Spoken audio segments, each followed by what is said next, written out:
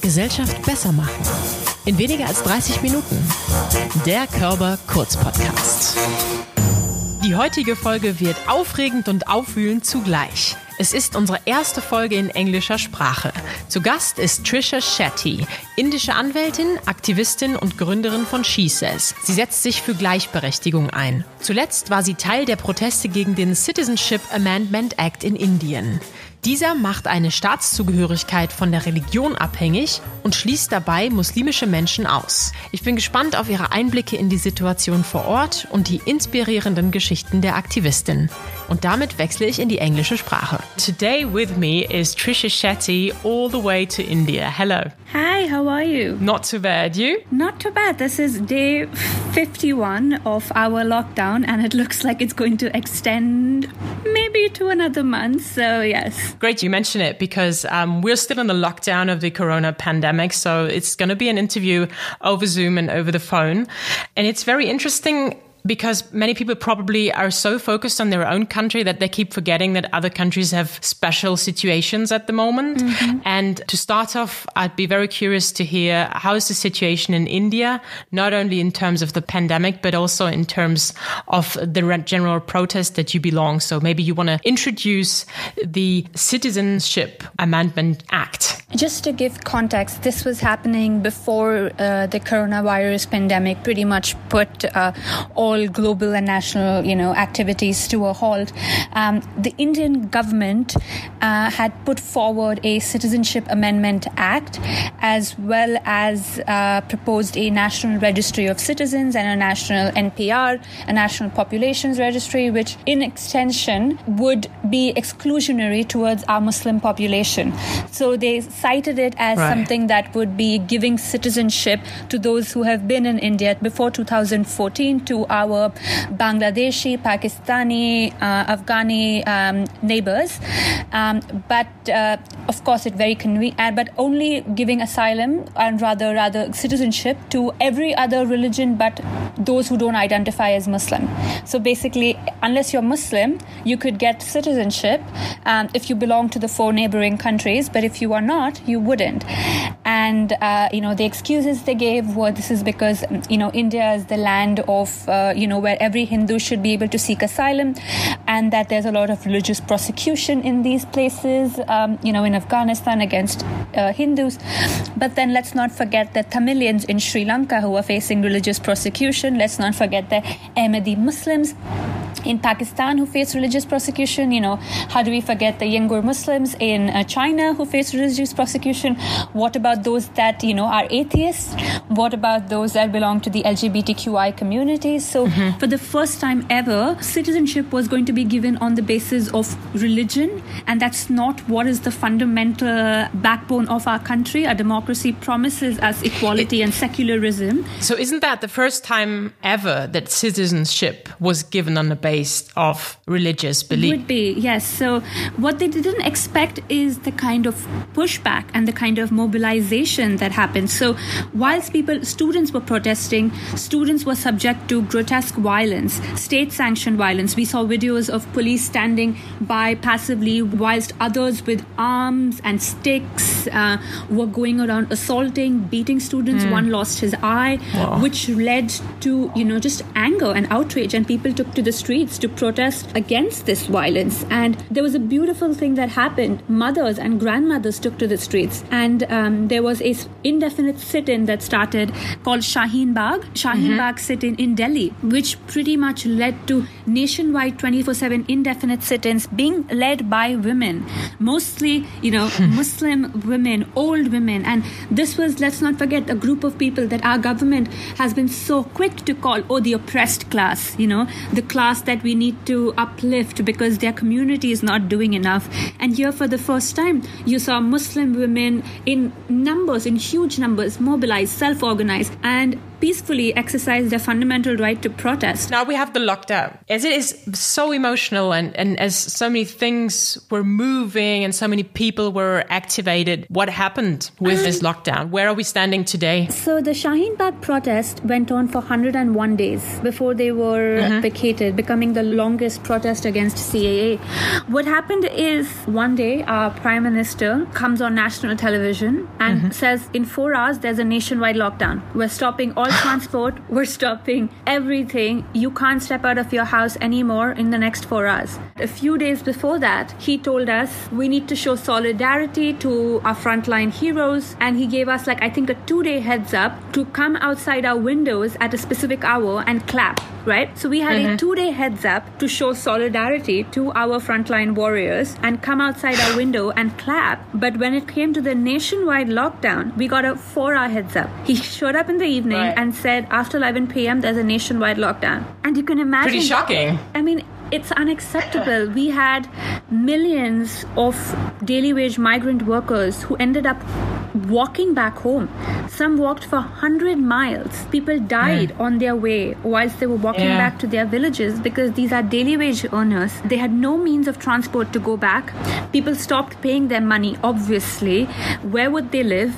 And, these are people who live lives of dignity. You are stripping people away, not just of their human rights, but also of their dignity. You talk about improving lives, and I think here in India, it's been a true conundrum where certain sections of society are having conversations about their mental health and how their mental health is getting destroyed because they're forced to be in lockdown. And certain sections of society are talking about rethinking home structures, rethinking partner relationships. What is the man of the household going to do? What is the woman of the household going to do? How can they improve their lockdown lives? And there's a huge section of society that just has everything that they hold dear to them on their backs, their children, and are just trying to get back home with no assurity, no food, no money, just wanting to know when this will end. So lockdown, I think social isolation has been a privilege for us who can afford to have it, but the center has failed its poor drastically. This is not a government for the poor. Obviously, this has been very emotional for you as well. And I wonder, are you not afraid when you go into these situations? How do you live day by day with being a social activist, having to deal with these issues that we thought were over? I think it's a wonderful thing if you contrast, right? Like in Germany, in France, if anything, protest is so integral as part of their culture.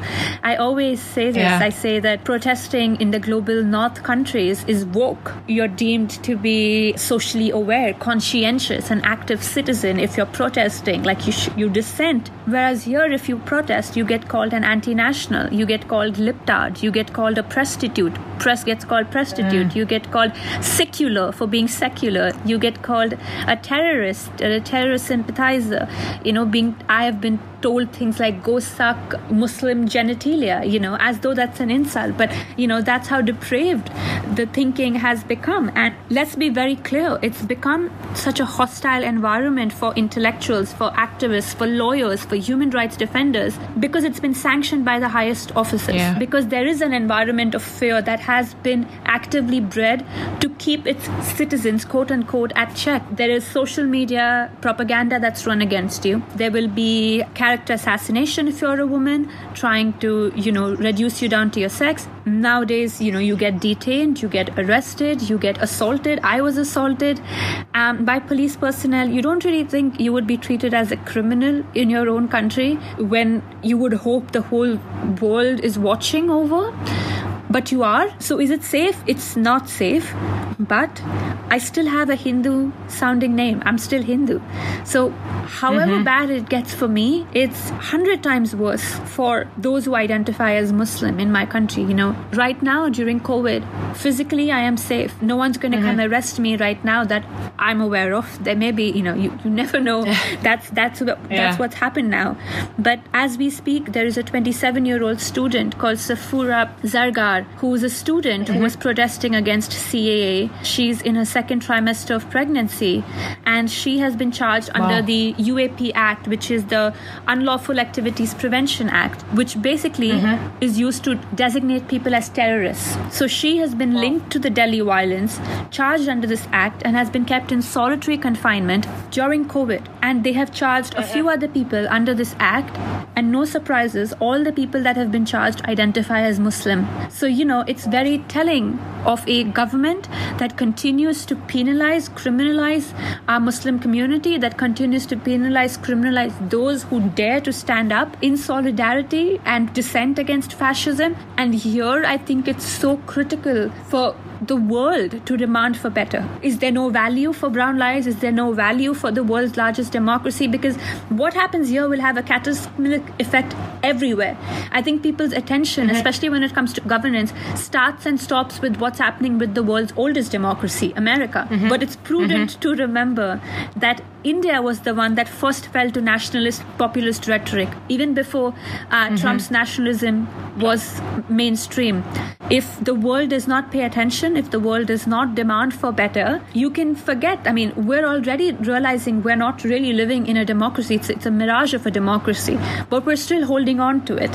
So here, we definitely expect the world, the community, to demand for better from our government. Absolutely. I mean, we see a re-nationalization and the my country first behavior. That's a serious obstacle to successful and sustainable international cooperation. So how can citizens contribute to an international cooperation, and how can we connect across national borders? What do you think? Pascal Lamy, the head of Paris Peace Forum and the ex-Director General of the World Trade Organization, was sending out some thoughts, and he said, rightfully so, that if anything, this pandemic brings to light that it's not a failure of multilateralism, but an over-dependence on individual institutions. So what we know for certain is that at this point, more than ever, we need cooperation, we need multilateralism, we need to be reaching outwards, cooperating with, with the science, to the latest science to deal with this pandemic, to come up with the most effective vaccine that's cost-effective too. If you look at studies that were put forward, most of the vaccines and medicines that will be hopefully predicted to be produced for COVID will be the cheapest in India, and no surprise will be the most expensive in America. It's a fascinating table that has been, put forward by a data journalist. So it's not to say that everything is doom and gloom here, but what can people do on an individual level? I guess understanding what is the value of a life. I hear a lot of people talk about, in the beginning when they said herd mentality, or, you hear certain news pundits talk about, let's not forget how many lives we lost during, World War. We have to send out people. We have to start the economy. It's okay if we lose some people. This is war after all. But which people? Like, whose life are you willing to sacrifice? Like, are you willing to sacrifice your life? Are you willing to sacrifice your family's life? Like, whose life? So I think the fundamental question everyone needs to ask is, what is the value of every single person's life? And are we valuing every life equally? Because the truth is we're not. And when we ask that question to ourselves, to our community, to our state and national government, I think that's when we ourselves can get the answers to what are the solutions to ensuring people live better quality lives, to ensuring, people live in a space that celebrates the idea of quality education, quality healthcare, resilient infrastructure. We're hearing these things pop up now more than ever in response to COVID, the new normal. The truth is, the old normal wasn't great for very many people, So when we talk about words like normal, we have to understand from whose perspective and whose life are we valuing. So from an individual sense, what I at least am trying to get myself to do is recognize what I can do in my individual capacity in terms of proposing solutions, and who is that solution going to be affecting the most, as well as how can I use my platform to continue to push for policies, to advocate with my government at a state and national level to ensure we don't leave any more people behind. So as you've just mentioned it, the Paris Peace Forum, where you are the president of the steering committee and of which the Körber Stiftung is a founding member, I wonder, your view on it, on the forum's mission and how it contributes improving society? I look at forums events as what is the impact of the event going to have at the end of it, right? So post the 3 days, 2 days of the forum, what is the impact that the conversations there or the activity they're going to have on the very real world outside the sanitized walls of the Grand Hall de la Villette, the magnificent space that we host the forum at, the impact on people's day-to-day lives, the impact on rural communities, in my country, in the Caribbean, what is the impact it's going to have on the indigenous community who are worried about how the climate crisis is going to hit them. For me, the legacy of the Paris Peace Forum and the true backbone are the solutions. So Nora from Kooperation had actually asked this question to President Macron as to what does he envision the long-term plan for Paris Peace Forum to be, and he's betting on the solutions to be the long-term vision. That's what gets me excited to work, because at the end of the day, I adore the team of the PPF Secretariat and all the institutional founders that we work with, but I'm a on-ground activist. To me, I have to go back and answer to my community and tell them that, this work that I'm doing, this is how it affects your day-to-day life. The fact that we are a solutions-driven and centered forum, the fact that specifically this year, Paris Peace Forum will perhaps be one of the first big forums that happens after hopefully things settle down a bit. No one really knows, but we're still slated to go ahead and hold that. We're already thinking of a hybrid sort of model, whether we'll attend in person, whoever can attend digitally. We've already changed our call for solutions to be responsive for the COVID crisis. We're focusing extensively on good health, the climate crisis, data protection, governance of oceans, gender equality being another huge tenet of the work that we're trying to focus on. So for me, under Paris Peace Forum, I think being very deliberate in terms of fishing for solutions from marginalized communities, fishing for solutions that address Global South concerns. And also, this one is something I feel very passionate about. I guess it makes sense given everything else I've said before. Being very deliberate about understanding that not only is economic activity and physical activity under suspension due to COVID, but so is human rights. We have seen a complete attack on human rights during this time, not just in India, but very many countries where democracy is in crisis, or even, techno-autocratic countries. And we will see this, unfortunately, as a trend unfolding. Civil society organizations that work on human rights are already feeling the weight of having to be softer, having to be quiet, deal with lack of funding resources being cut, more threats, more concerns of, being arrested ad hoc, being put in confinement. So I think it would be prudent as a platform that is Paris Peace Forum to also highlight and further double down on protecting human rights and civil society organizations working on the front lines to address our problems. And that's something I wonder, because you've been in contact with so many world leaders and with so many inspiring people. So I wonder, what's the greatest advice you've ever been given? The greatest advice? I wouldn't call it advice. This is actually related to Paris Peace Forum. The first time I heard, these are words that just forever haunted me and stuck with me and kind of have shaped my thinking. I first heard Nadia Murad, who is now a dear friend, last year's Nobel Peace Laureate, speak at a platform where she said, hope is dangerous. Hope has a time limit. Hope has an expiration date. Hope requires action. And I came from the Obama school of thought of, hope. Yeah. And she forever bastardized the word hope for me. I can never really throw the word hope around without a follow-up. But what happened at Paris Peace Forum is she was part of a panel that was talking about, does the UN Security Council need a sort of reboot? Does it need to be relooked at in terms of addressing conflict and global crisis issues? And one of the panelists seemingly looked at Nadia and said, listen, we may not have prevented genocide of your people, but don't forget how many genocides we have prevented. You can look at the glass as half full or the glass as half empty. And you can imagine, of course, no one likes to hear that. That was received with a lot of pushback. The beautiful thing of Paris Peace Forum is it provides a kind of platform for people to have open conversations with the people on the dais. And after that, Nadia came to me and Nadia said, she looked at me, the other panelist later was trying to diffuse the situation with Nadia and told her, listen, Nadia, I did not mean that towards you. I meant that to someone else. And Nadia is very non-confrontational, but she came to me and she's like, I don't think that lady realizes if she's saying it to someone else, she might as well be saying it to me. Fair point. That to me has always stuck with me of, the resilience the people show after being subject to the worst of humanity, but still show up in service to do the best they can with a sense of duty, service, and urgency, being unapologetic in demanding for better. And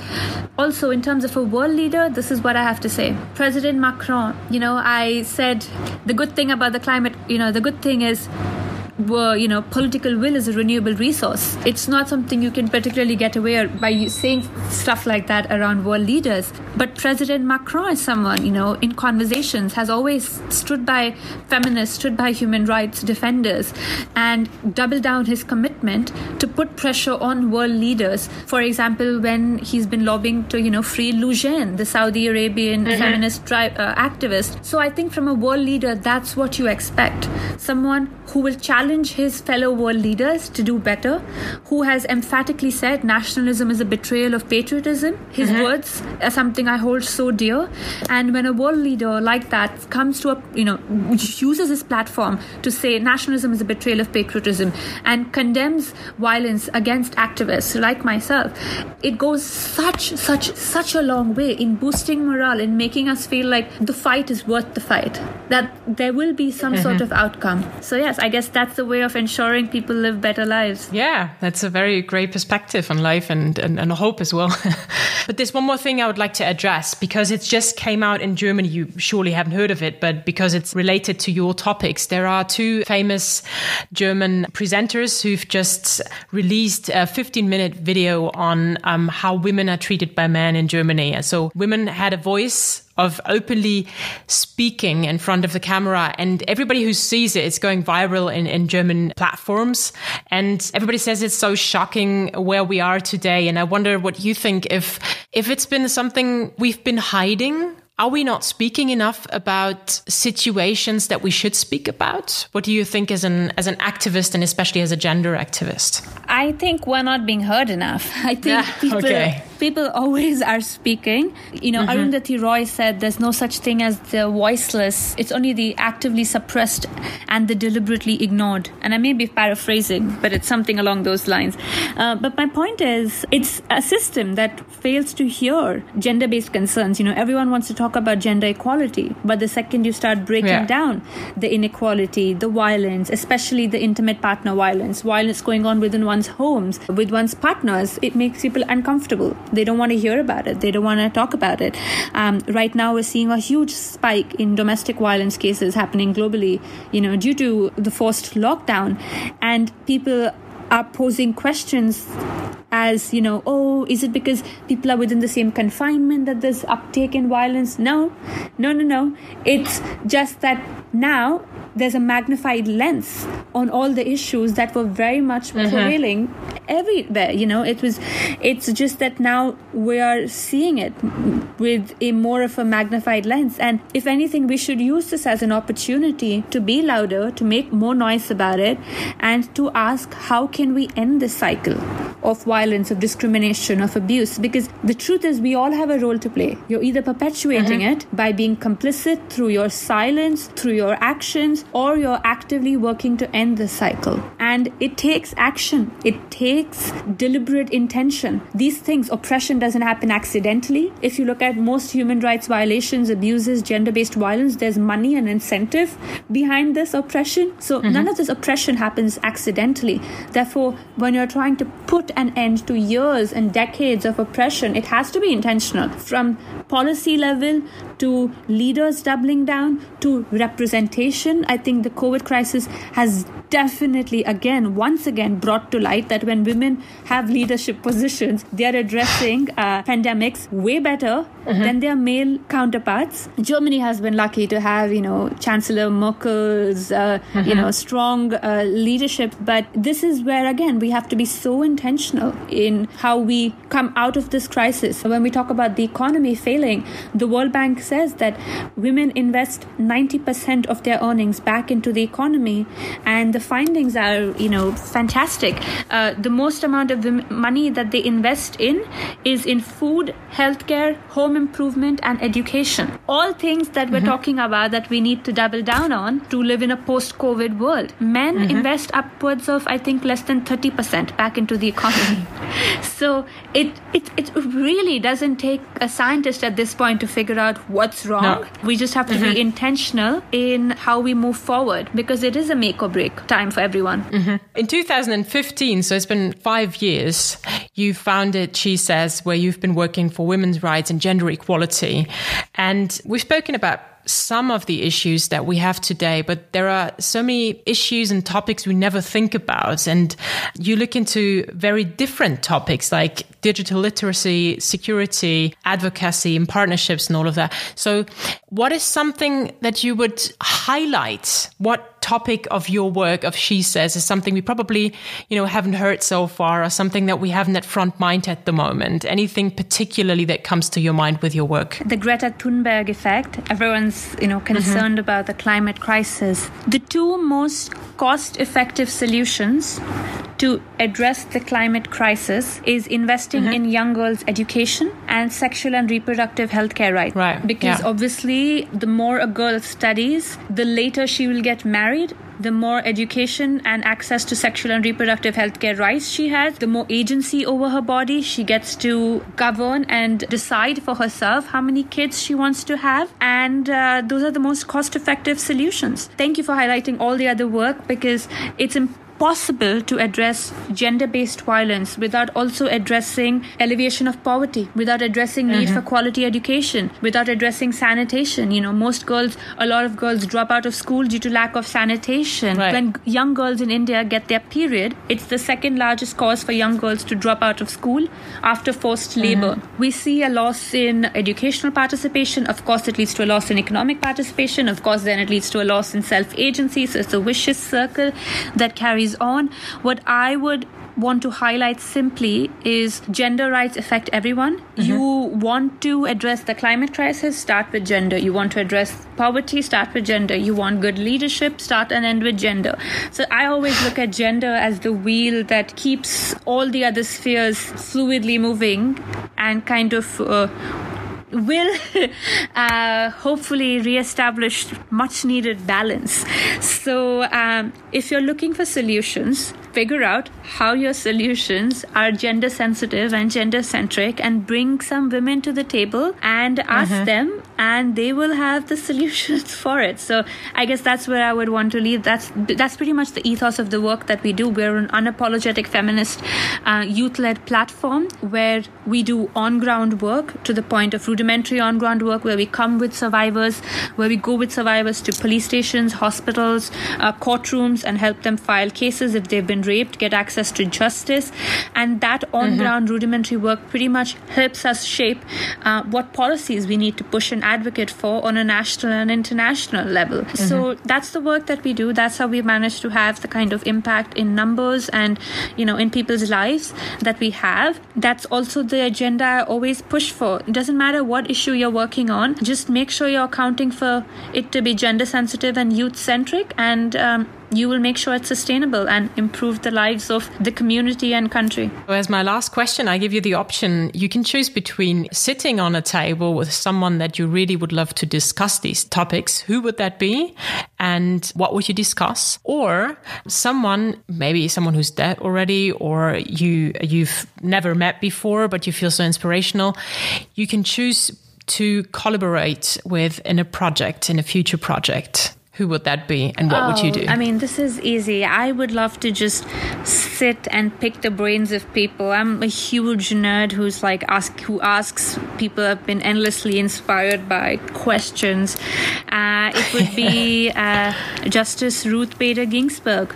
I would love to sit and just, oh my God, the amount of questions I cannot even, but just take out my notebook. Just sit. Just take out my notebook and just write endless notes on resilience and how she's been fighting for gender rights and human rights at the highest of office, it would be her, Justice Ruth Bader Ginsburg. You've got a lot of time at hand, being 30-year-old, to actually meet all the people you'd love to meet and ask all the questions that you want to ask. I'm really inspired by all your work and the energy you've been given to me today and even in all your activities. We're looking much forward to see you at the Paris Peace Forum. Thank you very, very much for having this conversation with me, Trisha Shetty. Thank you for having me, and thank you for being an organization that's values-led. Truly, thank you for having me. You're welcome.